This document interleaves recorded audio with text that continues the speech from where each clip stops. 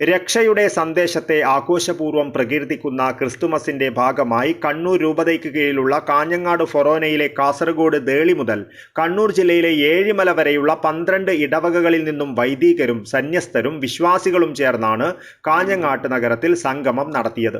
കാസർഗോഡ്, കണ്ണൂർ ജില്ലകളിലെ വിവിധ ഇടവകകളിൽ നിന്നെത്തിയ 300-ൽ പരം ക്രിസ്തുമസ് പപ്പമാരും നിശ്ചല ചലന ദൃശ്യങ്ങളും ടൗൺ സ്ക്വയറിൽ നിന്നും ആരംഭിച്ച ക്രിസ്തുമസ് റാലിയിൽ അണിനിരത്തിയത് ആകർഷകമായി.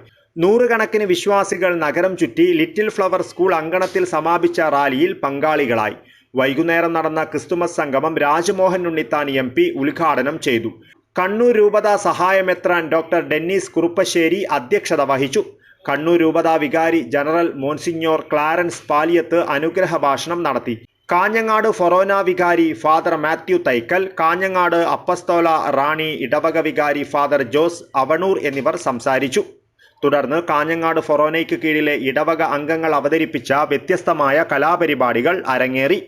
News bureau, Kanhangad.